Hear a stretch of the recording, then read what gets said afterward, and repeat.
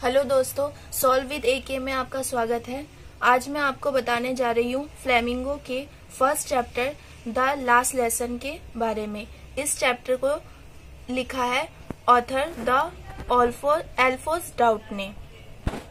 इसमें author France के war के बारे में बताते हैं जो कि 1877 की कहानी है। इसमें फ्रांस और जर्मनी के बीच में लड़ाई चल रही थी और जर्मनी ने फ्रांस के 2 डिस्ट्रिक्ट एल्सेस और लॉरेन पर कब्जा कर लिया था और बर्लिन जो कि जर्मनी की कैपिटल है, वहां से ये ऑर्डर आया था कि इन डिस्ट्रिक्ट में जितने भी स्कूल है अब वहां पर फ्रेंच की जगह जर्मन पढ़ाई जाएगी। तो इससे एक स्कूल के टीचर एम हैमल और उनके बच्चे और गांव वाले बहुत ही ज्यादा डिसअपॉइंटेड मतलब दुखी हो जाते हैं। इस चैप्टर की स्टार्टिंग होती है एक फ्रांस नाम के लड़के से जो कि अपने स्कूल जाने के लिए थोड़ा सा लेट हो जाता है। उसको अपने क्लास टीचर एम हैमल से बहुत ज्यादा डर लगता है और आज के दिन तो उसके टीचर एम हैमल उसका पार्टिसिपल्स का टेस्ट लेने वाले थे और फ्रांस को पार्टिसिपल्स का पी भी नहीं आता था। तो वह सोच रहा था क्यों न वो स्कूल बंक कर ले और इसलिए वह अपने रास्ते को डाइवर्ट कर लेता है और एक जंगल की तरफ जाता है। बट वो देखता है कि बहुत गर्मी है और वह अपना रास्ता वापस पलट लेता है और स्कूल की तरफ चला जाता है। जब फ्रांस स्कूल की तरफ जा रहा होता है तो उसे रास्ते में बुलेटिन बोर्ड दिखाई पड़ता है। जैसे ही फ्रांस डाउन होल के सामने से निकलता है तो बुलेटिन बोर्ड के सामने बहुत भीड़ लगी हुई होती है। सालों से उस बोर्ड पर बुरी खबरें ही छपी आ रही थी। उस बोर्ड पर फ्रांस की हारी हुई लड़ाई और गुम हुए सिपाहियों की खबरें छपती थी। फ्रांस उस बोर्ड को अनदेखा करते हुए स्कूल की तरफ बढ़ जाता है। जब वह स्कूल पहुंचता है तब वह देखता है कि वहां बिल्कुल भी शोर नहीं आ रहा और नॉर्मल डेज में तो ये होता था कि जब भी क्लास स्टार्ट होती थी तो बच्चों का शोर आता था। सभी बच्चे लेसन्स को साथ में रिसाइट करते थे, लेकिन आज ऐसा कुछ भी नहीं था। यूजुअली वो शोर शराबे में क्लास के अंदर घुस जाया करता था, लेकिन आज ऐसा नहीं हुआ। उसको सभी बच्चों के सामने क्लास में जाना पड़ा। उसको लग रहा था कि अब एम हैमल उसको बहुत ज्यादा डांटेंगे, लेकिन ऐसा नहीं होता है। एम हैमल उसको बड़े प्यार से बोलते हैं कि अपने सीट पर बैठ जाइए।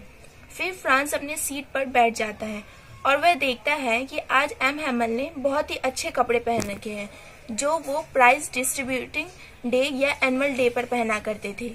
आज के दिन क्लास भी बहुत ज्यादा शांत थी और सबसे ज्यादा सरप्राइज करने वाली बात ये थी कि गांव के बड़े बुजुर्ग वो क्लास के लास्ट बेंच पर बैठे थे जो कि नॉर्मल डेज में खाली रहते थे और वो भी चुप होकर।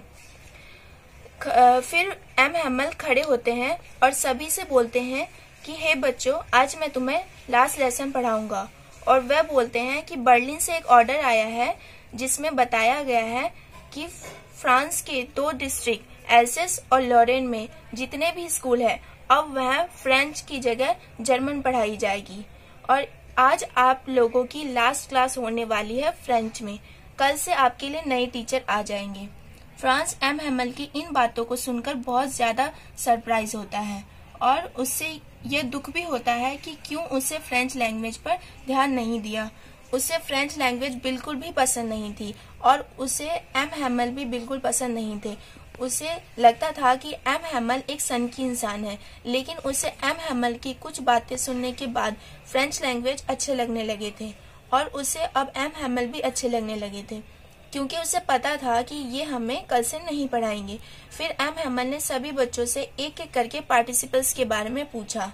फ्रांस की बारी आ गई थी। फिर फ्रांस अपनी सीट से खड़ा होता है और वह पार्टिसिपल्स के बारे में बोलना स्टार्ट करता है, पर वो बोल नहीं पाता है।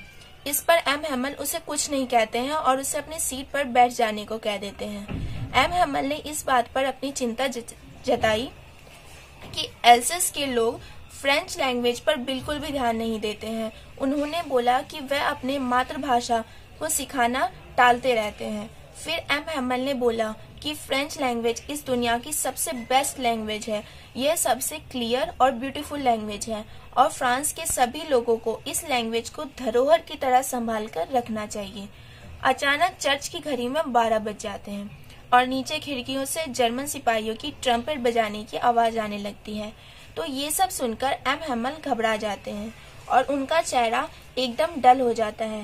एम हैमल अपने बच्चों से कुछ बोलने का प्रयास करते हैं पर वह बोल नहीं पाते हैं। तो वे ब्लैकबोर्ड की ओर बढ़ते हैं और एक चौक का टुकड़ा उठाते हैं और बोर्ड पर लिखते हैं वाइव ला France, means long live France, France अमर रहे।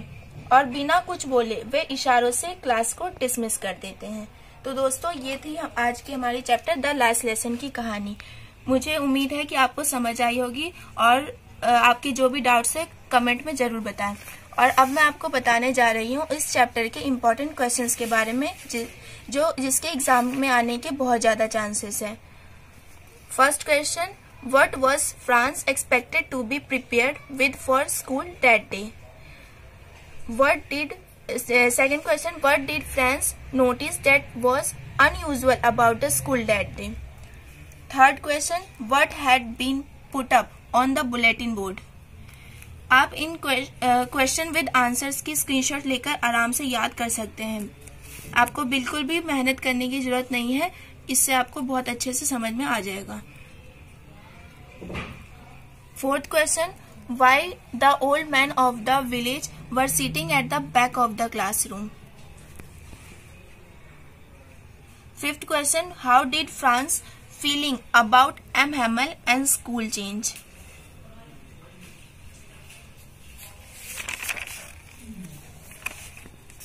सिक्स्थ क्वेश्चन, ये एनसीईआरटी की बुक में नहीं है बट जब आप चैप्टर पढ़ेंगे तो आपको पता चलेगा कि ये एक्स्ट्रा क्वेश्चन की तरह आ सकते हैं जो बुक के बीच में है कि which word were like thunder clap, explain, मतलब कौन से वो वर्ड थे जो फ्रांस को तूफान की तरह लगे थे।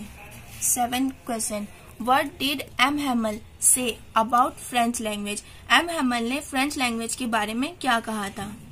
मुझे उम्मीद है कि आपको ये चैप्टर अच्छे से समझ आ गया होगा और ये क्वेश्चन के साथ आंसर दिए हुए जिसे आप आसानी से याद कर सकते हैं और अच्छे मार्क्स गेन कर सकते हैं। थैंक यू दोस्तों। आपको ये वीडियो कैसा लगा हमें कमेंट में जरूर बताएं और वीडियो अगर अच्छी लगी हो तो लाइक एंड सब्सक्राइब जरूर करें।